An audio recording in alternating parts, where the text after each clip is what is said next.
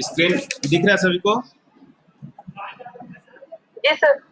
तो child welfare में जो है बच्चों से संबंधित, बच्चों के कल्याण से संबंधित जितनी भी बातें हैं ना, उन सबको हमको देखना है। तो पहले हम ये जानने का प्रयास करेंगे कि चाइल्ड किसको कहेंगे, ठीक है, चाइल्ड की क्या परिभाषा है। दूसरा, फिर अब चाइल्ड्स के क्या राइट है, ठीक है, बच्चों के क्या पहले प्रॉब्लम्स क्या है चाइल्ड से रिलेटेड समाज में, सोसाइटी में, ठीक है, बच्चों से जुड़ी समस्याएं क्या क्या है इंपॉर्टेंट, बहुत सारी समस्याएं हो सकती है जो मुख्य मुख्य समस्या है। फिर उसके बाद चाइल्ड्स के राइट क्या है, अधिकार क्या है, ठीक है, खास करके यूनाइटेड नेशन ने जो चाइल्ड राइट्स का डिक्लेरेशन किया है, सॉरी कन्वेंशन किया है, उसके बारे में जिक्र करेंगे हम लोग। उसके बाद चाइल्ड राइट्स के बाद हम लोग बच्चों का अपने यहाँ क्या क्या राइट्स है, तो अपने यहाँ जो कॉन्स्टिट्यूशनल राइट है प्लस लीगल राइट है, जहाँ भी उसकी बात करेंगे। बच्चों के लिए जो हमने अलग से कुछ स्कीम्स लॉन्च किए होंगे या फिर अगर कुछ कमेटी बनाई होगी, तो इन सब चीज़ों का हम लोग यहाँ पर जिक्र करेंगे कि हमने बच्चों के लिए क्या स्पेशल किया है। प्लस फिर लास्ट में हम लोग बिहार में जो है बच्चों के लिए, और फिर वे फॉरवर्ड की बात लास्ट में कि हम लोग क्या और बेस्ट कर सकते हैं, या जो हमारा गोल है उसको अचीव करने में कहाँ कहाँ कमी है, हम किसको और बेहतर कर सकते हैं, तो उसकी बात करेंगे, ठीक है। तो ये हमारा जो है पूरा इस चैप्टर में हम लोग देखेंगे, ठीक है। आज हम लोग बात करेंगे चाइल्ड्स के प्रॉब्लम और चाइल्ड्स के राइट, ठीक है, और फिर एक और क्लास लेंगे तो हम लोग बाकी सारे पॉइंट्स को डिस्कस करेंगे। क्लियर हुआ? Yes sir. Yes sir.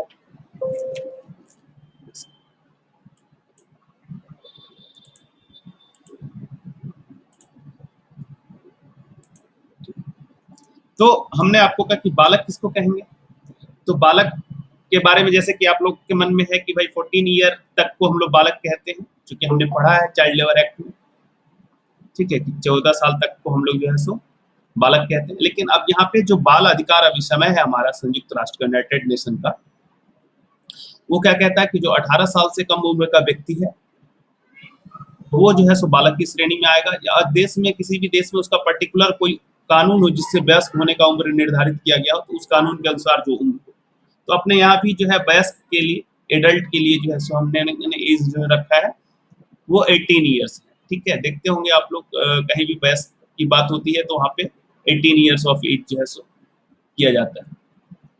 दूसरा, हम लोग के यहाँ जो वोट देने का अधिकार है, सार्वभौम वयस्क मताधिकार, उसमें भी जो है पहले उम्र 21 ईयर था जब स्टार्टिंग हुआ था उस समय, लेकिन अब 1989 में इसको घटा करके फिर से 18 ईयर कर दिया गया। तो इसके आधार पर भी हम डिसाइड करते हैं कि भाई हमारा जो भी व्यक्ति है वो किस एज तक वयस्क माना जाए, तो उसके पहले वो बालक होगा। और किशोर की भी एक अवस्था होती है, किशोर न्याय अधिनियम जो है, किशोर न्याय बालकों की देखरेख संरक्षण अधिनियम 2015, ये सबसे महत्वपूर्ण अधिनियम है बालकों के वेलफेयर से जुड़ा हुआ, सबसे इंपॉर्टेंट एक्ट है, समझ लीजिए। इसमें जो बात कह रहा है बालकों से जुड़ा हुआ उसकी प्राथमिकता दी जाएगी, ठीक है, या एक तरह से कह लीजिए स्पेशली बालकों से संबंधित यही एक्ट है। तो इस एक्ट में कई सारा संशोधन हुआ, पहले ही आया था 2000 में, फिर 2005 में आया, फिर अभी लास्ट में 2015 में जो फाइनल आया है। तो पहले का जो एक्ट था उसमें बालक और किशोर दोनों को परिभाषित करते थे, ठीक है, लेकिन जो फाइनल एक्ट है 2015 का, इसमें इन्होंने धारा 212 में जो है स्पष्ट किया है कि जो भी 18 वर्ष का उम्र पूरा नहीं किया है वो है बालक। कि पहले किशोर टर्म भी इसके लिए लिखते थे, लेकिन अब वो उन्होंने सबको हटा दिया। यानी जो इंटरनेशनल स्टैंडर्ड है, इंटरनेशनल स्टैंडर्ड मतलब जो हमारा यूएन का कन्वेंशन है, वो यूएन के कन्वेंशन के अकॉर्डिंग हमने इस एक्ट में अपने आप को, क्योंकि जैसा कि मैंने आपको बताया कोई भी हम लोग कन्वेंशन अगर मानते हैं तो उसके पैरेलल तो एक्ट तो पहले भी बना था, किशोर न्याय बालकों की देखरेख और संरक्षण अधिनियम जो है, किशोर न्याय अधिनियम पहले भी था, अलग अलग ईस्वी में आया था, 2000 में, 2005 में था, इस तरह से था। लेकिन हम लोग को अपडेटेड जो लास्ट एक्ट आया है 2015 का, जिसमें क्लियर कर दिया कि बालक से तात्पर्य है जो 18 साल पूरा नहीं। अब आपका जो चाइल्ड लेबर एक्ट होता है, इसमें कहता है बालक का मतलब जो 14 साल तक के उम्र का है, या फिर राइट टू एजुकेशन एक्ट में जो उम्र है उसमें जो ज्यादा हो। तो राइट टू एजुकेशन एक्ट में जो है सो 6 से लेकर 14 तक हम लोग फ्री पढ़ाई की बात करते हैं, तो इसलिए 14 साल यहाँ पर हो रहा है, और 14 से 18 वर्ष तक को उसमें किशोर के शब्द में रखा गया, ठीक है। लेकिन जे एक्ट जो है किशोर को डिफाइंड अब नहीं करता, केवल बालक को डिफाइन करता है। आईएलओ का कन्वेंशन भी बताया था मैंने आपको, कन्वेंशन 138 182 जहाँ पे कि बालक का उम्र 182 के लिए बालक का उम्र 18 साल मानता है, और 138 में दो था, 15 और 18। 15 को 14 भी किया जा सकता था विकासशील देशों के मामलों में, और नहीं तो कम से कम 15 साल हो, और हैजार्डस में 15 से ऊपर हो। तो सॉरी 15 साल तक कंप्लीट बैन हो, और नॉन हैजार्डस में 15 से 18 तक काम कर सकता था।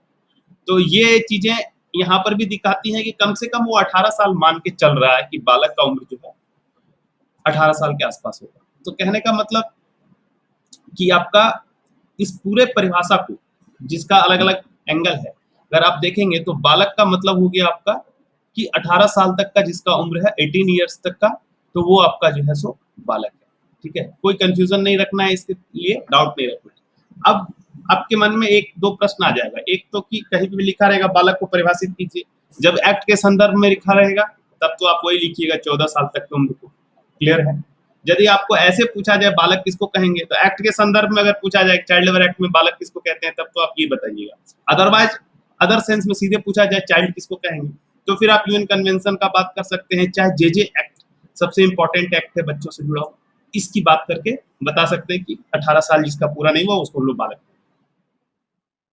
तो हम लोगों ने डिस्कस किया कि बालक किसको कहेंगे, तो क्लियर है, कंफ्यूजन नहीं रखना है इसमें। अगर आपको एक्ट के रिफरेंस में पूछेगा तो आप 14 साल बोलिएगा, और अगर एक्ट के रिफरेंस में नहीं पूछता है तो बालक का मतलब 18 साल तक का।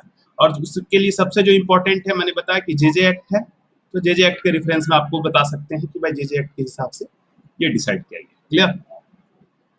अब बालकों की कुछ समस्याएं हैं अपनी, तो हम लोग कुछ उस पॉइंट्स को देख लेते हैं। हालांकि और भी पॉइंट्स आपसे इसमें इंक्लूड कर सकते हैं, लेकिन जो इंपॉर्टेंट पॉइंट है इतना सफिशियंट है आपके सिलेबस के हिसाब से भी। ठीक है, एक है उसके स्वास्थ्य से संबंधित समस्या, न्यूट्रिशन, पोषण और हेल्थ से रिलेटेड, जो है न्यूट्रिशन से और हेल्थ से रिलेटेड, जो कि बहुत कॉमन देखने को मिलता है बच्चों में जो है सो, खास करके अपने देश में जो है पॉवर्टी एक बहुत बड़ा इशू है, गरीबी, और उसके चलते कई बार माँ बाप जो है सो बच्चों का सही तरीके से परवरिश भी नहीं कर पाते हैं। सरकार ने इसके लिए कई सारे स्कीम्स, कई सारे सिस्टम बना के रखे हैं कि भाई हम बच्चों को न्यूट्रिशन देंगे, मिड डे मील हो गया, चाहे आपको वैक्सीनेशन वगैरह का सिस्टम है, हेल्थ वगैरह को अपलिफ्ट करने के लिए आपको आंगनबाड़ी चलती है, तो आंगनबाड़ी में कई तरह के स्कीम्स हैं जो प्रयास करते हैं कि भाई बच्चों का हम हेल्थ और न्यूट्रिशन मेंटेन रखें। कई सारे स्कीम सरकार चला रही है, बावजूद इसके भी कई सारी समस्याएं हैं। तो ये सारे कुछ फैक्ट्स हैं जो कि बच्चों के हेल्थ और न्यूट्रिशन को दिखाते हैं हमारे देश का। ये आपको नीति आयोग का रिपोर्ट है सस्टेनेबल डेवलपमेंट गोल पर, तो उस रिपोर्ट से मैंने कुछ पॉइंट्स निकाला था आपके लिए। लेटेस्ट रिपोर्ट है आपका 2019-20 का, 2020-21 का भी रिपोर्ट इन्होंने डाला है, लेकिन उसी रिपोर्ट को कॉपी किया हुआ है, उसमें कुछ डाटा वगैरह उतना खास चेंज नहीं है। तो यही रिपोर्ट लेटेस्ट है आपका एक तरह से, और ये चूंकि नीति आयोग का है तो हम लोग के लिए बहुत ही ऑथेंटिक हो जाता है। ठीक है, तो 34.7% बच्चे जो हैं जो कि अंडर 5 एज के हैं, और वो आपको बौनापन का शिकार है, स्टंटेड हैं। और ये जो सर्वे किया गया था वो किसके द्वारा, कॉम्प्रिहेंसिव नेशनल न्यूट्रिशन सर्वे CNNSS के रिपोर्ट 2016-18 के अनुसार ministry of health and welfare में आता है कि करीब 34% 35% बच्चे जो हैं जो 5 साल से कम उम्र के हैं, वो अपना लंबाई जितना होना चाहिए उस एज में वो नहीं पा रहे हैं, कहीं ना कहीं न्यूट्रिशन का प्रॉब्लम। हाँ हेलो सर एक्सक्यूज मी हाँ, सर, प्रीति गुप्ता ज्वाइन होना चाह रही है, उनको प्रॉब्लम हो रहा है सर, उनको अलाउड कीजिए। तो करीब वही 34%, 34.7% बच्चे जो है 5 साल से कम उम्र के हैं, और वो बौनापन का शिकार है अपने देश में। जितनी लंबाई होनी चाहिए उतनी लंबाई उनकी नहीं है, यानी कि उनका न्यूट्रिशनल प्रॉब्लम है। करीब 40.5% बच्चा, जो 40.5% बच्चे जो हैं जो कि आपको 5 साल से कम उम्र के हैं, वो आपको एनीमिया के शिकार हैं। एनीमिया कहने का मतलब रक्त में जो है हेमोग्लोबिन की कमी। तो हेमोग्लोबिन का मात्रा जो होता है वो एडल्ट में 16 तक होता है, और बच्चों में जो है अगर वो 11 से कम हो, या किसी में भी एडल्ट में भी, तो उसको हम लोग जो है सो एनीमिया का बीमारी मानते हैं, मतलब उसमें रक्त अल्पता कहते हैं उसको। तो एनीमिया का प्रॉब्लम करीब 40, मतलब समझ रहे हैं 60% बच्चे ही जो है सो ब्लड लेवल उनका ठीक है, 40% आबादी जो है बच्चों की 5 साल तक की वो एनीमिया का शिकार है। क्या स्थिति है अपने देश में बच्चों की पोषण और स्वास्थ्य को लेकर, आप कभी सोचिए। 33.4% of children the age 0 to 4 year are underweight, जितना वजन होना चाहिए उनका, वेट और हाइट, ये दो चीज जो है ना उम्र के साथ मैच किया हुआ रहता है। उसका एक स्टैंडर्ड टेबल होता है कि इतना उम्र है तो इतना वजन होगा, इतना हाइट होगा। तो उसमें करीब 33.4% बच्चे जो है वो अंडर वेट है। Every 1,000 live birth in India, 50 children die before the completing age of 5 years. 1000 में 5 बच्चे जो है, 50 बच्चे जो है 1000 में, वो आपको 5 साल पूरा होने से पहले ही डेथ हो जाती है उनकी। उसी प्रकार से एक फैक्ट है कि 75th राउंड ऑफ जो एनएसएस का सर्वे हुआ था, उसने ऑब्जर्व किया था कि 40.8% of the children in India of age group 0 to 5 year are not immunised, उनको टीका नहीं पड़ता है। तो करीब 40% बच्चे ऐसे हैं जिनको कि टीका भी नहीं मिलता है। अब वो सब बच्चे बाद में उनसे रिलेटेड बीमारियों के शिकार होंगे, मोर्टेलिटी उनकी बढ़ेगी। Under 5 the mortality rate is 37 in 2017। Sex ratio in birth in India 896 female पर 1000 मेल। तो ये भी दिखाता है कहीं ना कहीं फीमेल इन्फेंटिसाइड्स वगैरह को जो है सो प्रमोट करते हैं लोग, और वो नेचुरल रेशियो जो है इक्वल होना चाहिए, वो नहीं है। तो ये इस तरह की कुछ समस्याएं जो है आपको बच्चों की पोषण और स्वास्थ्य से जुड़ी हुई है। शिक्षा से जुड़ी हुई कुछ समस्याएं हैं, जैसे कि जानते ही हैं कि शिक्षा कितना महत्वपूर्ण रखता है, हमारे यहाँ रोल प्ले करता है। एजुकेशन नहीं हो तो एजुकेशन का जो है सो एक कॉम्प्लेक्स इफेक्ट पड़ता है। शिक्षित नहीं होगा तो जैसे कि एक गरीब का बच्चा यदि पढ़ाई लिखाई ना करे, अपने आप को एजुकेट ना करे, तो फिर क्या होगा, वो भी उसी प्रकार के कार्यों में संलग्न होगा जिसमें उसके माता पिता संलग्न हैं। तो फिर उसकी स्थिति जो है ना वो एक कंपाउंड इंटरेस्ट का तरह हो जाता है कि गरीबी से निकला और फिर उसी गरीबी स्थिति में और उसकी गरीबी बढ़ती चले जाती है। अपने आप को अपलिफ्टमेंट करने का, अपने आप को बेहतर करने का जो है सबसे बढ़िया माध्यम जो है सो शिक्षा को माना जाता है। तो हालांकि अब शिक्षा की स्थिति बहुत हद तक सुधरी है बहुत हद तक, लेकिन फिर भी अभी भी देश में जो है प्राइमरी और सेकेंडरी लेवल पर जो एनरोलमेंट रेशियो है, नेट एनरोलमेंट रेशियो 75.83% है। 2.97% जो है children in age of 6 to 13 year are out of school से बाहर अभी लगभग 3% के आसपास बच्चे।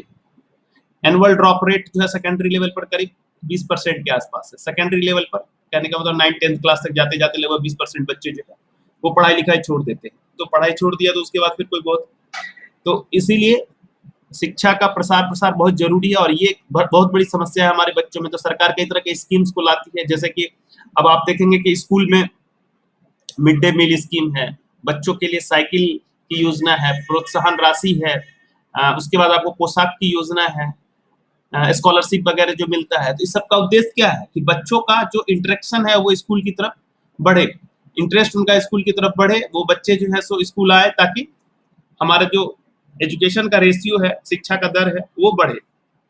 तो इसीलिए ये जरूरी हो जाता है हम इन समस्याओं पर ज्यादा सोचें, और बच्चों के लिए खास करके बहुत ही इंपॉर्टेंट फैक्टर है। उसी तरह जो हमारे डिसेबल्ड चाइल्ड है, विकलांग बच्चे, उनकी अपनी समस्याएं हैं। अब उसमें भी कई तरह की डिसेबिलिटी होती है। मान लीजिए कि कुछ बच्चे नेत्रहीन हैं, तो अब नेत्रहीन बच्चों की अपनी समस्याएं हैं, उसके लिए तो समझ लीजिए कि पूरा जीवन अंधेरा हो जाता है, अब उसको दूसरे पर निर्भर रहना पड़ता है। कोई बच्चा अगर विकलांग है, शरीर से, पैर से विकलांग है, डिसेबल्ड है, तो वो जो बच्चा बेचारा चल नहीं सकता, उसको भी दूसरे पर ही निर्भर रहना पड़ता है। इस तरह के बच्चों में एक हीन भावना भी होती है, निगेटिविटी रहता है उनके मन में। दूसरे बच्चे को वो खेलते देख रहे हैं, जीवन जीते देख रहे हैं, और उनको खुद का जीवन जो है सो वो डार्क दिखता है, अंधेरा दिखता है उनकी लाइफ में अपने आप को। तो इस तरह के बच्चों को विशेष क्या कह सकते हैं हम लोग की संरक्षण की आवश्यकता होती है, स्पेशल केयर की आवश्यकता होती है, क्योंकि उनको न केवल आपको लाइफ में आगे लेके चलना है, बल्कि उनको हमेशा उनके मनोबल को, उनको मोटिवेट किए रखना है।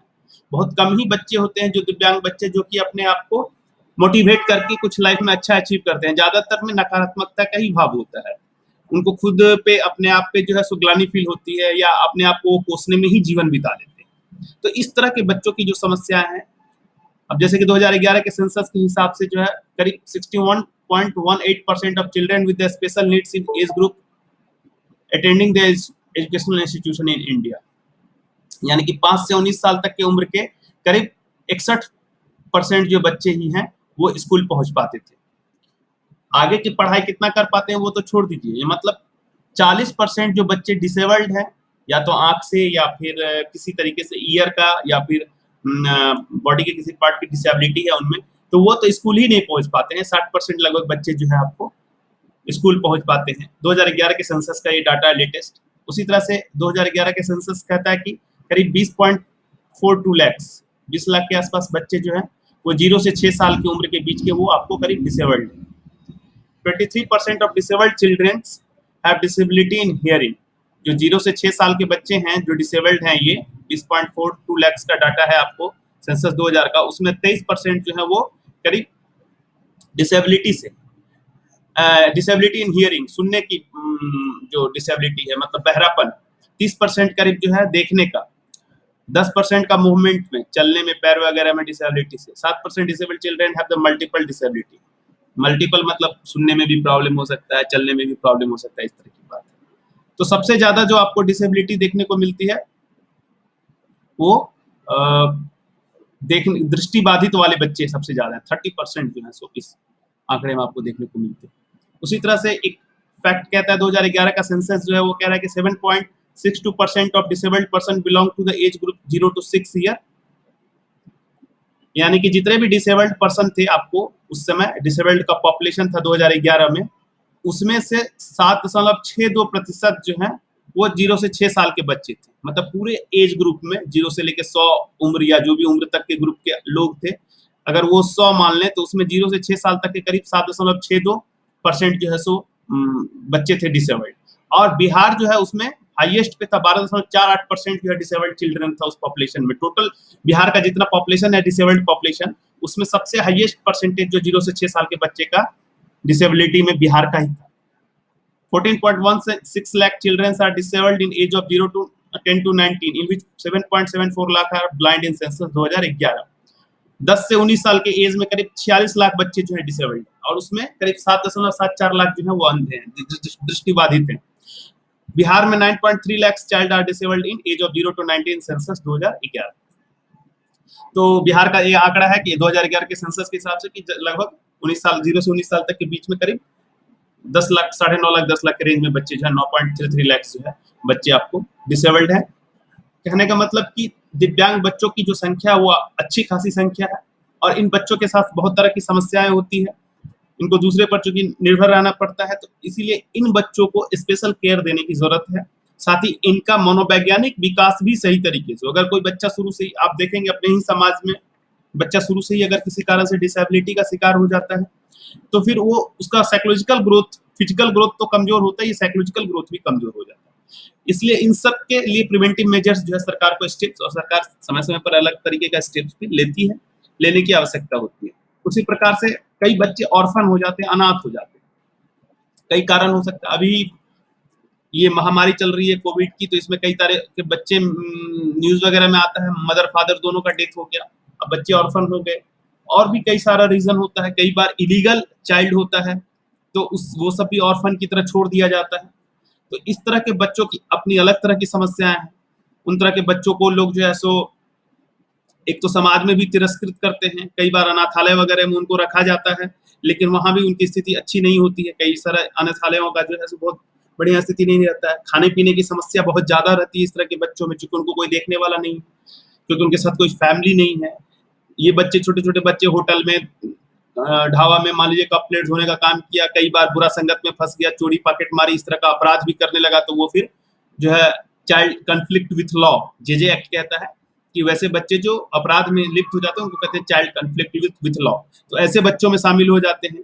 तो इस तरह के बच्चों के पुनर्वास की या इस तरह के बच्चों के देखरेख की काफी ज्यादा आवश्यकता है। इसका कोई नेशनल सेंसस या कोई नेशनल डाटा नहीं है, या कोई ऑथेंटिक पोर्टल का डाटा नहीं है आपका। कुछ एनजीओ वगैरह ने इसमें काम किया है, तो जैसे SOS चिल्ड्रंस करके एक एनजीओ है, तो उसने जो है सो कुछ डाटा वगैरह दिया था, तो उसके अनुसार जो है करीब 2 करोड़ बच्चे जो हैं इंडिया में वो ऑर्फन है, अनाथ है। ये एक SOS चिल्ड्रन करके स्वयंसेवी संस्था है जो बच्चों पर, ऑर्फन बच्चों पर काम करती है, अनाथ बच्चों पर, तो वो उसने बताया। उसी तरह से चाइल्ड लाइन पोर्टल जो गवर्नमेंट का है, उस पर वो लिखा हुआ है कि यूनिसेफ एस्टिमेट करता है। ये भी यहाँ पर भी कोई आंकड़ा एग्जैक्ट नहीं है कि 25 मिलियन जो है 25 मिलियन, 1 मिलियन कितना होता है 10 लाख का, ठीक है। तो 25 मिलियन ऑर्फन बच्चे होंगे, चिल्ड्रन होंगे, 2007 में उसने ऐसा एस्टिमेट किया था, तो 2.5 करोड़ के आसपास। तो ये कहने का मतलब कि एक एस्टिमेटेड आंकड़ा है कि भाई इतने सारे ऑर्फन बच्चे हैं, इतने हों या इससे कम हो, जो भी हो, लेकिन उनकी अपनी एक अलग तरह की समस्याएं हैं। इन बच्चों के पुनर्वास की आवश्यकता जो है सो होती है। उसके अलावा बाल श्रमिक की समस्या, इसके बारे में तो आप ऑलरेडी जान रहे हैं कि बाल श्रम की समस्या कितनी जो है सो जटिल है अपने समाज में और बहुत कॉमन है। लोग इसको एक क्राइम के रूप में देखते भी नहीं है, लोगों को लगता है ये तो सामान्य सी बात है। 2011 के सेंसस के हिसाब से करीब 43.5 लाख चाइल्ड लेबर आइडेंटिफाइड किए गए थे आपको इंडिया में, ये नेशनल डाटा है। बिहार में अगर बात करें तो 2011 के सेंसस के हिसाब से करीब 4.51 lakh main child worker and 4.61 lakh marginal child worker, करीब 11 लाख के आसपास हम लोग मानते हैं टोटल चाइल्ड लेबर को, 10.89। तो ये मेन चाइल्ड लेबर मतलब क्या कि जो पूरा पूरी काम में इन्वॉल्व है वो मेन चाइल्ड वर्कर, और मार्जिनल चाइल्ड वर्कर हो गया जो कि थोड़ा बहुत पढ़ाई लिखाई भी करता हो और थोड़ा बहुत काम भी करता हो, दोनों तरह का, तो वो मार्जिनल में आ गया। तो ये एक अलग तरह की समस्या है।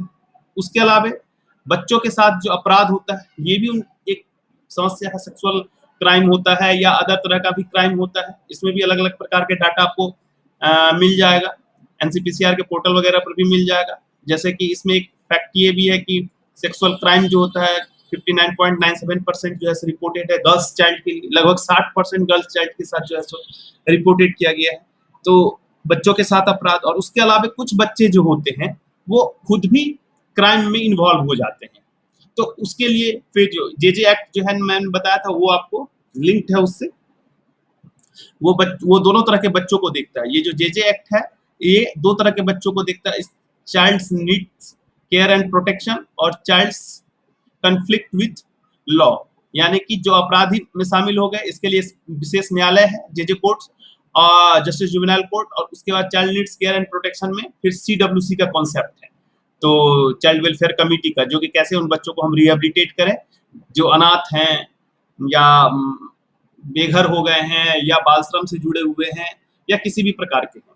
तो इन दो प्रकार के बच्चों के लिए जो है एक्ट किशोर न्याय अधिनियम आपको डील करता है। तो बाल अपराधियों की अगर बात करें तो 2015 के डाटा के अनुसार 1.1% जो टोटल कॉग्निजेबल ऑफेंस हुआ था वो जो है बच्चों के द्वारा, जुवेनाइल के द्वारा किया गया था।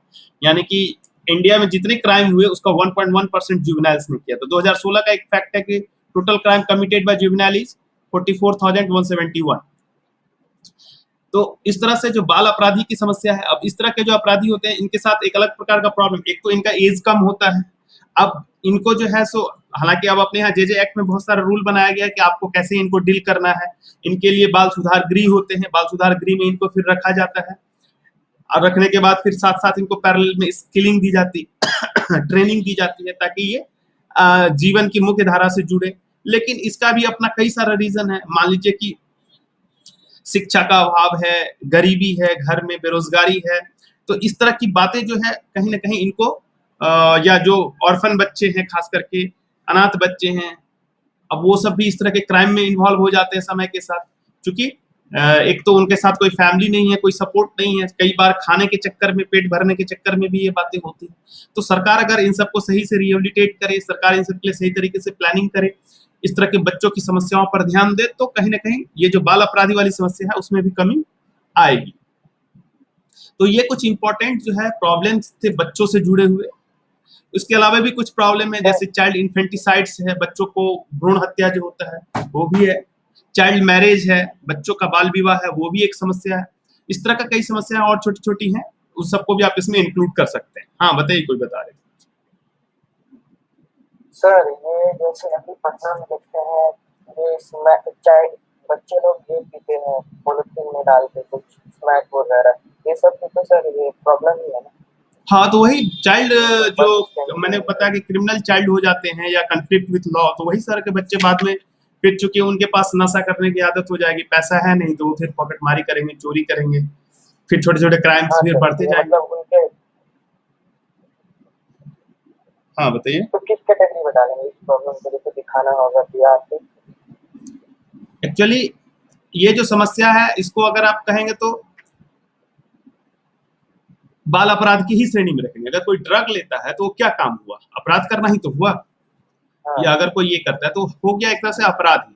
अब यहाँ अपराध, एक तो उसने किया अपराध किसी व्यक्ति के साथ, और अगर वो खुद भी ड्रग्स लेता है या फिर इस तरह के इन्वॉल्वमेंट में है, शराब बेचने का काम करता है, कई बच्चों का इस तरह का भी आया है जो अपने यहाँ, वो तो इस सब तरह की चीज सब बाल अपराध में आ जाता है। ऐसे बच्चे का सर रिहैबिलिटेशन होता है बिहार में सर? हाँ ऐसे हाँ, बच्चे उसके का लिए जैसे है, जो इस तरह के बच्चे कन्विक्टेड होते नशे में हैं पड़े। तो उनके लिए फिर जुवेनाइल कोर्ट है और फिर कई जगह बाल सुधार गृह है। जुवेनाइल कोर्ट्स के थ्रू उनको जो है सो फिर पनिशमेंट अगर मिलता है कि हाँ नहीं, इस तरह के बच्चों को बाल सुधार गृह में रखा जाए, तो उनको फिर बाल सुधार गृह में रखा जाता है और फिर उसके बाद जो है सो उनका स्किलिंग वगैरह किया जाता है। ये सब है, बिहार में भी है। अब बात करते हैं हम लोग बालकों के अधिकार की, चाइल्ड राइट्स, ठीक है। तो चाइल्ड राइट्स का जो डिक्लेरेशन था वो सबसे पहले 1924 में आया था, एक चाइल्ड राइट्स का declaration of right of the child, ठीक है।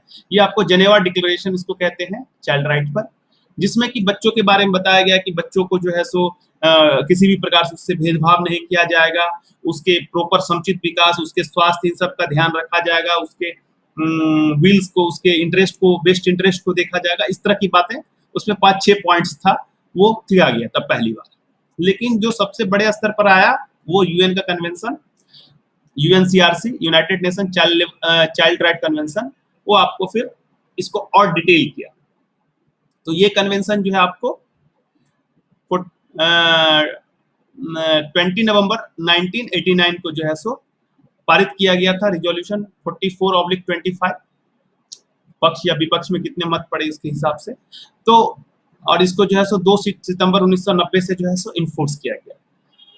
1990 से ये आपको लागू हो गया, यानी कि सिग्नेचर के लिए। तो फिर इसमें करीब 196 कंट्री जो है सिग्नेटरी है। अमेरिका इसमें सिग्नेटरी नहीं है। अमेरिका मतलब सिग्नेचर तो क्या है, बस उसने रेटिफिकेशन नहीं किया इसका, ठीक है। तो 196 पार्टी जो है इसको रेटिफाई कर चुके हैं। इसमें कुल 44 आर्टिकल, ठीक है, 54 आर्टिकल हैं जो कि इसको डिटेल करते हैं कि इसमें क्या क्या बातें हैं। और इसके साथ इसमें 3 ऑप्शनल प्रोटोकॉल है। मैंने बताया था पहले भी आप लोग को आईएलओ वाली वीडियो में, कन्वेंशन और प्रोटोकॉल दोनों में क्या डिफरेंस है, कि जो कन्वेंशंस होते हैं उसी को सपोर्ट करने के लिए प्रोटोकॉल्स को लाया जाता है, ठीक है। उसको एक तरह से समझिए उसमें अमेंडमेंट की तरह और कुछ चीजों को जोड़ करके। तो 3 कन्वेंशन ऑप्शनल प्रोटोकॉल है, चाहे तो मेंबर कंट्री एडॉप्ट कर सकते हैं, नहीं भी कर सकते हैं। इसमें एक है involvement of children in armed conflict, जो सशस्त्र विद्रोह वगैरह होता है उसमें आपको जो है सो बच्चों का इन्वॉल्वमेंट नहीं करना है। चाइल्ड प्रोस्टिट्यूशन और चाइल्ड पोर्नोग्राफी को रोकने के लिए प्रोटोकॉल है। और right of child in A communication procedure, उसके वॉइस को पहुंचाने के लिए उसको भी बोलने का अधिकार है इस तरह से, या उसको भी अपनी बात रखने का अधिकार है। तो ये इसका एक प्रोटोकॉल है। तो ये 3 ऑप्शनल प्रोटोकॉल है और 54 टोटल 54 आर्टिकल्स। एक नजर हम लोग डाल लेते हैं आर्टिकल पर, कुछ इंपॉर्टेंट, सबको याद रखना जरूरी भी नहीं है, कुछ इंपॉर्टेंट 2-4 याद रहे, बाकी फिर हम आपको बताएंगे कि इसको कैसे हम लोग डील करेंगे question.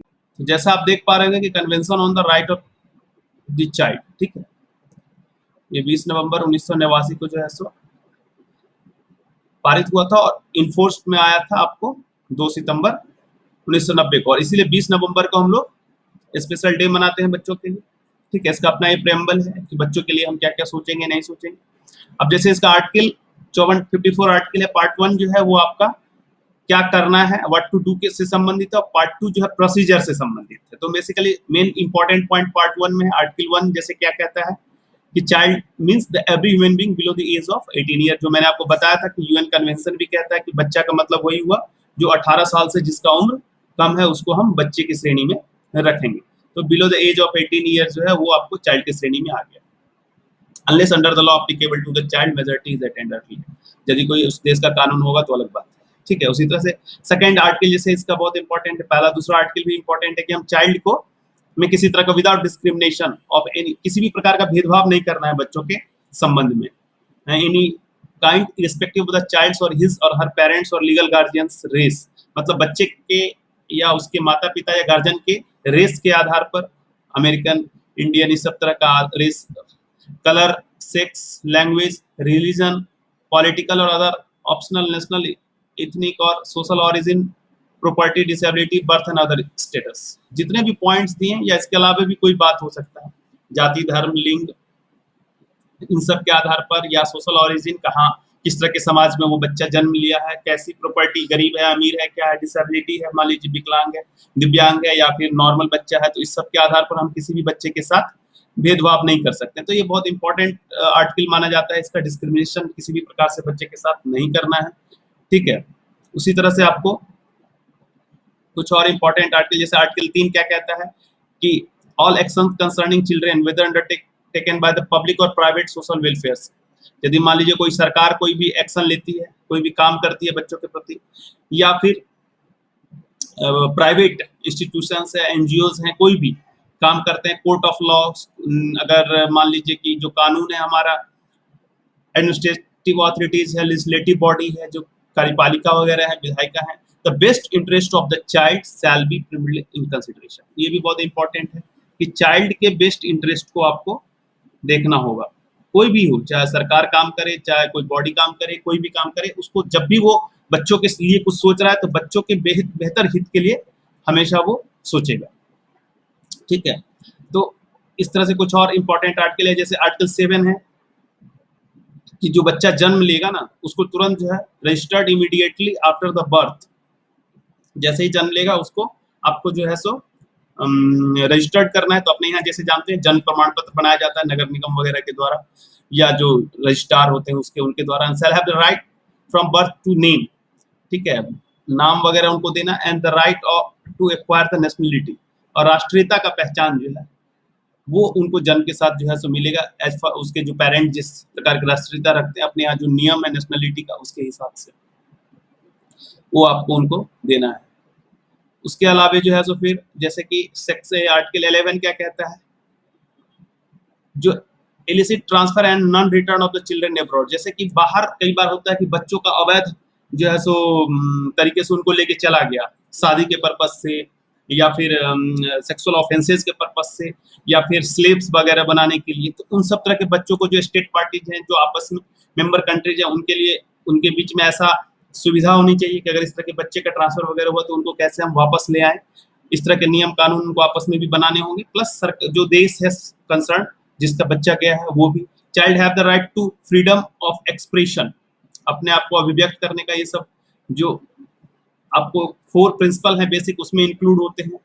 This right shall include freedom to seek, receive and impart information and ideas of all kind. अब बच्चा है तो ऐसा नहीं सोचना है कि एकदम बच्चा है तो इसका क्या मतलब विचार, भाई बच्चा है तो ऐसी बात नहीं है।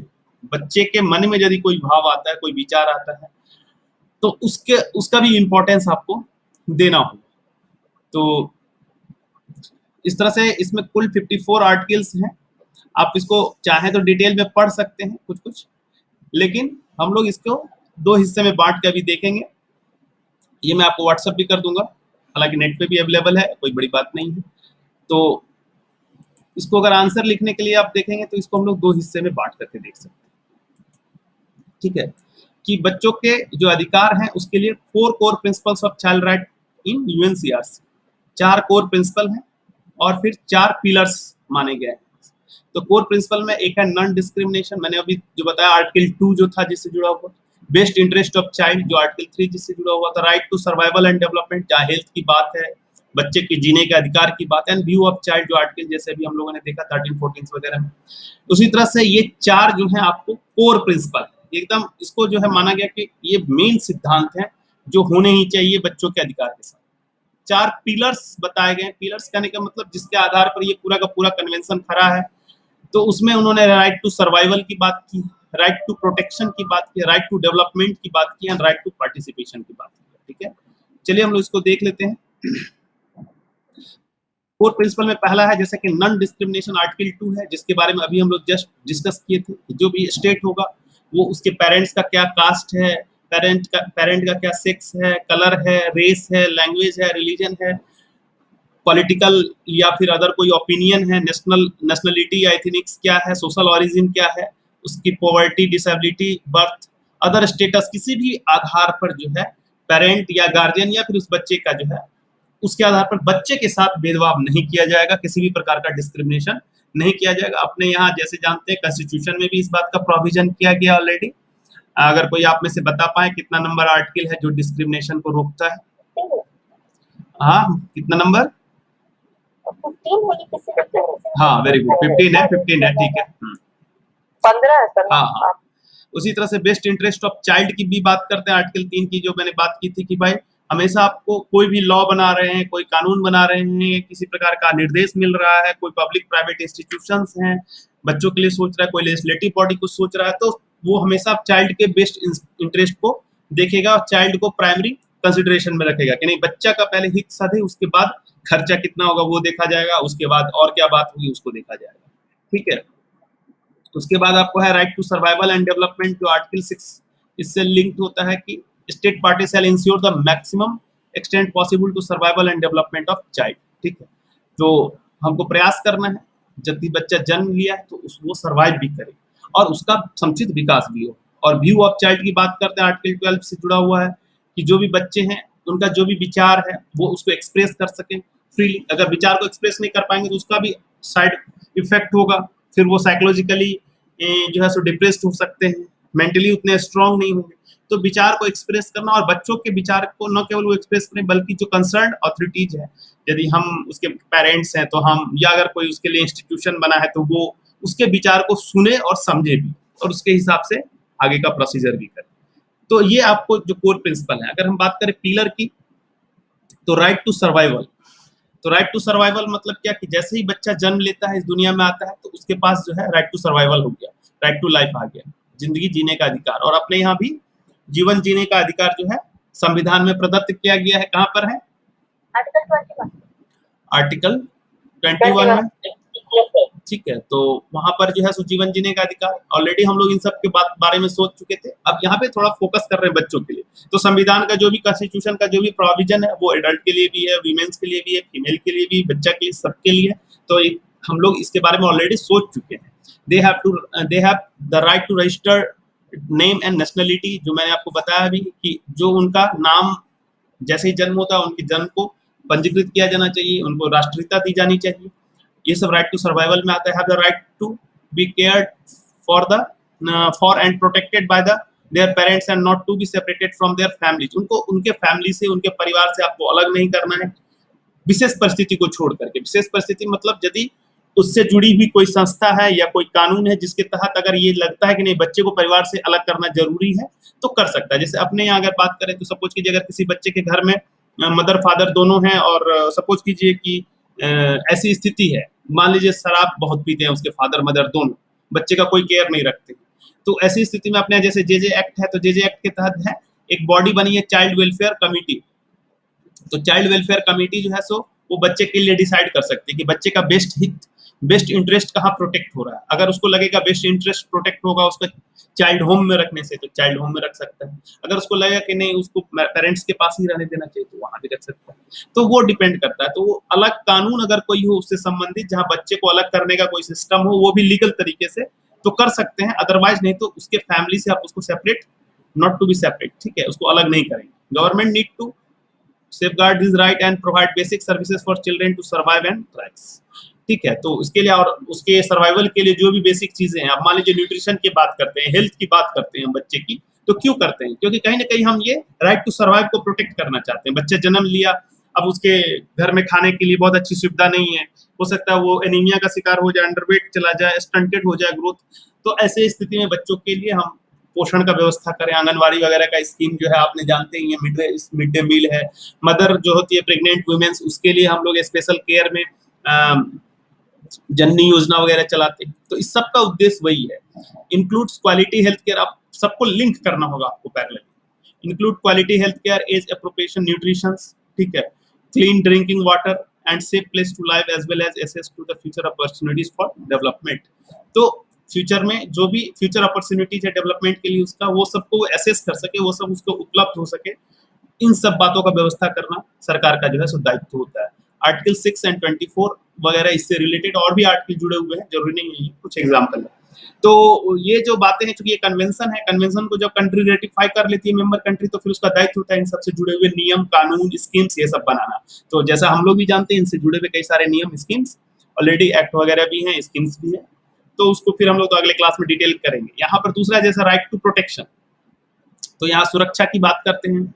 जन्म लिया बच्चा, अब उसका सुरक्षा भी आवश्यक है, तो ताकि वो सर्वाइव कर सके। They have right to be protected from all form of harm including domestic violence. बच्चा जन्म लिया, उसके घर में उसके माता पिता उसको बहुत मारते हैं या फिर ऐसी स्थिति में है या उसके साथ सेक्सुअल क्राइम्स होते हैं, इस तरह की बातें हैं, तो वहाँ राइट टू प्रोटेक्शन जो है सो आवश्यक हो जाता है। Must be protected from physical violence and psychological intimidations. ठीक है, मनोवैज्ञानिक रूप से भी उसको प्रोटेक्ट करना है, उसको मजबूत बनाए रखना है, उसके साइकोलॉजिकल जो थॉट्स हैं उसको पॉजिटिव बनाए रखना है, आत्मविश्वास उसका बरकरार रहे, और फिजिकल वायलेंस से भी उसको हानि नहीं पहुंचे, क्षति नहीं पहुंचे, शारीरिक रूप से चोट ना लगे, इन सब से। May be they with in and outside their family, और फैमिली के अंदर भी हो सकती है ये बातें, बच्चा को हमेशा डिप्रेस किया जा रहा हो, निगेटिव बातें कही जा रही हो, या फिर फैमिली के बाहर भी इन सब तरह की बातें होती हैं, वायलेंस वगैरह से। Right to protection also includes being protected from child labour task that are dangerous और इम्पेड देयर एजुकेशन। अब वैसे जगहों पर भी प्रोटेक्शन की जरूरत है, जैसे अगर उनको काम में लगा दिया बाल श्रम में, तो चाइल्ड लेबर में, या इस तरह का वर्क जो कि उसके लिए, शरीर के लिए, उसके स्वास्थ्य के लिए, उसके मनोवैज्ञानिक दशा के लिए जो है सो डेंजरस है, हानिकारक है, तो उस तरह के वर्क से उसको प्रोटेक्ट करना है, या उसके शिक्षा को वो प्रभावित करता है, तो उसकी उन जगहों पर भी उसको सुरक्षित करने की आवश्यकता है। Likewise children must be protected from harmful substances such as drug, जैसा कि अभी आपने बताया भी था कुछ देर पहले कि ड्रग्स वगैरह लेते हैं, तो उस तरह के भी चिल्ड्रंस को प्रोटेक्ट करने की आवश्यकता है हमारे। Another important aspect is protection from trafficking. मान लीजिए बच्चे का स्मगलिंग करते हैं, बच्चे को एक जगह से दूसरे जगह लेके चले गए, किसी दूसरे कंट्री में लेके चले गए, ट्रैफिकिंग हुआ, ह्यूमन ट्रैफिकिंग हुआ, कई सारे होते स्लेव्स बनाने के लिए या और सब कारणों से, किडनैपिंग हुआ, सेक्सुअल एब्यूजेस हुआ, या all form of the exploitation, bonded labour हो गया, जैसे बॉन्डेड चाइल्ड लेबर वगैरह। तो इस तरह का जो सिचुएशन है, इन सबसे उसको बचाना है हम लोग को। The government also have to duty to ensure that child victims are rehabilitated and reintegrated into society with dignity. और उसके बाद जो इस तरह के बच्चे हैं जो इन स्थितियों से बचाए जाते हैं, मान लीजिए आपने उसको ट्रैफिक चाइल्ड को बचाया, या आपने प्रोस्टिट्यूशन से बचाया बच्चों को, या फिर आपने बॉन्डेड चाइल्ड लेबर से बचाया, तो ऐसे बच्चों को फिर आपको जो है सो पुनर्वासित करना है, उस तरह के विक्टिम्स को, और उस तरह के बच्चों को पुनर्वासित करके बाद प्रयास करना है सरकार को, वो उसी डिग्निटी के साथ, उसी सम्मान के साथ जीवन जिए उस सोसाइटी में, ऐसा प्रयास करना है, यानी उनको एस्टैब्लिश करना है आपको फिर से सोसाइटी में। द राइट टू डेवलपमेंट फिर क्या कहता है कि जो आज का बच्चा है वही कल का जो है सो वयस्क होगा। ये सारे कंटेंट जो मैं आपको बता रहा हूँ सब के सब यूनिसेफ की वेबसाइट पर इसको डिफाइन करने के लिए जो लिखा गया है वही है, तो इसीलिए मैंने इसको चेंज नहीं किया। इंग्लिश में था तो इंग्लिश में ही रहने दिया, बस आप इसको समझ लीजिए पैरेलल, आप इसके हिसाब से अपने नोट्स तैयार कर सकते हैं। तो राइट टू चाइल्ड जो डेवलपमेंट बताता है कि जो बच्चे हैं आज के वही कल के जो है सो वयस्क कल के, इसीलिए उनका डेवलपमेंट जरूरी है, क्योंकि कल तो वही समाज में सब कुछ रहेंगे। तो education and development are essential right.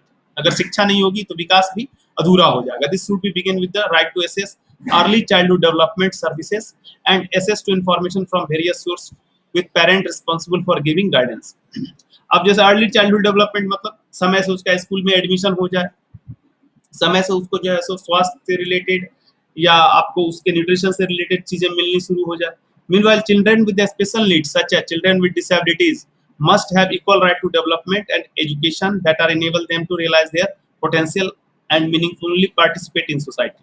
अब जैसे मैंने आपको बताया कि करीब 40% जो डिसेबल्ड बच्चे होते हैं अपने कंट्री में लास्ट सेंसस के हिसाब से, वो स्कूल ही नहीं जा पाते, मतलब 0 क्लास में पहुंच ही नहीं पाए, 1 क्लास में। तो ऐसे स्थिति में जो है सो हम कितने इस गोल को पूरा कर पाए। मैंने अब अगर आप इसी में बताया कि इंडिया कहाँ तक ये गोल को पूरा किया, तो मैंने आपको बताया भी था, एक क्वेश्चन भी पूछा था कि इस तरह की कि कहाँ तक हम उसको पहुंच पाए चाइल्ड राइट्स में, जो भी हमारे बच्चों को अधिकार दिया गया। तो उसमें ये सब फैक्ट भी आपको जोड़ना है कि भाई गोल हमारा क्या है, क्या जो डिसेबल्ड चिल्ड्रन है उनको भी हम 100% स्कूल तक पहुंचा, लेकिन हम 40% बच्चे अभी भी हमारे इस सेंसस के हिसाब से नहीं पहुंच रहे, जहाँ हमको काम करने की और भी जरूरत है। Right to development also include the opportunity to further specialised skill. अब उसको जो है हमको प्रशिक्षित भी करना है, कौशल विकास करना है, and mental and physical and mental abilities to open way for them to a brighter future and realise their dreams. ठीक, बच्चों का जो है सो एक सपना होता है हर बच्चे का, भले वो बच्चा किसी भी स्थिति में हो, गरीब का बच्चा हो, अमीर का बच्चा हो, डिसेबल्ड बच्चा हो, नॉर्मल बच्चा हो, हर बच्चे के माइंड में एक थीम होता है, ड्रीम होता है, एक इच्छाएं होती है। हम उन सबको कैसे, हम मतलब हमारे पूरे समाज का ये जिम्मेदारी होता है कि हम उस बच्चे के उस ड्रीम्स को कैसे फुलफिल कर सकें। ये केवल कानून की बात नहीं होती, यहाँ एक मानवीय पहलू है, एक ह्यूमैनिटीज की भी बात है। अभी जैसे कि अब मान लीजिए अभी आप हाल के दिनों की घटना की बात करें, फिलिस्तीन और इसराइल का एक संघर्ष चल रहा है, आप देख रहे होंगे जो उसका गाजा का जो हमास ग्रुप है और इसराइल का जो सेना है, इसके बीच में लगातार युद्ध चल रहा है। और आप देखते हैं कि आए दिन न्यूज में आ जाएगा आपको कि बच्चों की भी उसमें डेथ हो जाती है। कहने का मतलब ये मैं नहीं कर रहा हूँ कौन सही है कौन गलत है, क्या होना चाहिए क्या नहीं होना चाहिए, ये एक अलग डिबेट का मुद्दा है, हम लोग उसमें कभी अलग से डिबेट करें। हम अगर चाइल्ड राइट्स की बात करते हैं तो बच्चे जो होते हैं वो हम लोगों के धर्म में बच्चों को भगवान के जैसा माना गया है। तो सोच सकते हैं कि आपने बच्चों को कितना अधिकार दिया है। और हमारे धर्म में नहीं बल्कि हर एक धर्म, हर एक सभ्यता और संस्कृति में बच्चों को एक बहुत ही महत्वपूर्ण स्थान दिया गया है। तो उनके राइट्स का हमेशा ख्याल रखना चाहिए। अगर आप उनको प्रोटेक्ट करते हैं तो कहीं ना कहीं मानवता को बहुत बड़े स्तर पर प्रोटेक्ट कर रहे हैं। ठीक, उसके बाद आपको है राइट टू पार्टिसिपेशन, भागीदारी का जो है सो अधिकार है। Childrens are the member of society, समाज के ही वो जो है सो सदस्य होते हैं। They may be small in size but they fully have the right to freely express their thoughts, views and opinions and participate in the society, particularly in the area affecting them. अब जैसे कि बच्चे, आपके घर में भी बच्चे हैं, हमारे घर में बच्चे, अगर आप उन बच्चों को सुने ना तो आप देखेंगे कुछ दिन के बाद वो बच्चे क्रिएटिव आइडियाज निकालना बंद कर देंगे। कुछ दिन के बाद वो बच्चे आपके सामने अपना बात रखना बंद कर देंगे। इसलिए बच्चों को सुनना बहुत जरूरी होता है। हम में से कई लोग पेरेंट्स हैं तो इस बात को समझना होगा, और ये राइट भी है बच्चों का। ठीक है, हमको ऐसा थॉट नहीं बना के रखना है ये तो बच्चा है क्या कहेगा, तो ऐसे ही कुछ ना कुछ बता देगा।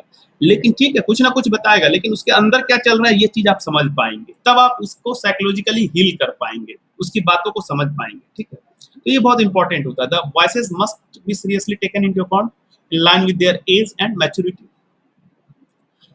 ठीक है, तो वो और उसकी सीरियसली किस प्रकार से उसको लेंगे वो डिपेंड करता है कितना उम्र है, कैसी मैच्योरिटी है, उसके हिसाब से है। लेकिन बच्चों को सुनना जरूरी है, तो और उनको राइट, उनका जो है उनका व्यूज जो है जानना जरूरी होता है। इसीलिए राइट टू पार्टिसिपेशन जो है उसको इंपॉर्टेंट पिलर के रूप में रखा गया। While the government has to facilitate and support the participation of children and youth, everyone also need to take the action to support the children and youth to participate and exercise their agency, as they are also the main driving force in the bringing about the positive change in society. अगर आप, वो कह रहा है कि न केवल सरकार है, सरकार तो जो भी फैसिलिटेट करेंगी, सपोर्ट देंगी है, हम लोग को भी इसमें ध्यान देना चाहिए, और ये सकारात्मक परिवर्तन लाता है अगर आप बच्चों को सुनते हैं और फिर उनकी साइकोलॉजी को समझ के उसी समय उसको अपडेट करने का प्रयास करते हैं। अगर बच्चा का साइकोलॉजी ऐसा है कि वो हिंसात्मक तरीके से सोच रहा है तो आप उसको वहीं पे अपडेट करेंगे कि नहीं ये जो है सो हिंसात्मक तरीके से नहीं है, उसको ऐसे ऐसे सोचें, इसको सकारात्मक ऐसे ले जाएं, पॉजिटिव वे में। तो चीजों को धीरे धीरे आप सोसाइटी में एक बड़ा परिवर्तन ला सकते हैं अगर हम बच्चों को सुनना शुरू कर दें तो। ठीक है, तो ये उसका ये पूरा का पूरा कॉन्सेप्ट है इसके पीछे यूएनसीआरसी का, कि भाई बच्चों को अगर आप सुनने लगेंगे तो एक बड़ा चेंज आएगा सोसाइटी में, और फिर वो एक सकारात्मक माहौल क्रिएट होगा बच्चों के लिए, धीरे धीरे वही आगे चल के। अब देखेंगे, कहा जाता है ना बच्चों में जो संस्कार है माँ बाप से आते हैं और फिर वो फिर पूरे लाइफ कैरी करते हैं, क्योंकि घर में जो देखते हैं वही सीखते हैं, फिर वो पूरे लाइफ को कैरी करते हैं। अगर घर में मदर फादर डोमेस्टिक वायलेंस में विश्वास करते हैं, अपनी पत्नी को पीटने में अगर कोई फादर विश्वास करेगा तो उसका बच्चा जो होगा मैक्सिमम चांस है कि वो भी अपनी पत्नी को पीटने में विश्वास करेगा, बहुत रेयर चांस है कि ना भी करे। तो कहने का मतलब ये सारी चीजें वो हमारे घर से सीखते हैं। तो बच्चों को समझना, सुनना और उसके बाद पैरेलली उसके विचार में परिवर्तन लाना, ये बहुत जरूरी है, ताकि इससे ही एक बेहतर सोसाइटी का निर्माण हुआ। इसलिए इसको एक इंपॉर्टेंट पिलर के रूप में लोग जानते हैं। तो ये आपका कुछ इंपॉर्टेंट पॉइंट है। तो यदि आपको चाइल्ड राइट कन्वेंशन से रिलेटेड पूछता है तो आपको यही बताना है कि टोटल 54 है, कुछ कुछ इंपॉर्टेंट का अगर आपको याद है बता दीजिए, नहीं तो सीधे बताइए कि भाई इसको 4 पिलर्स या 4 जो कोर प्रिंसिपल में इस तरह से हम लोग बांटते हैं और ये इसमें इंपॉर्टेंट जो है सो पॉइंट आता है। तो आपका पूरा पूरा वो कवर हो जाएगा टॉपिक। किसी को कोई कंफ्यूजन है बताइए।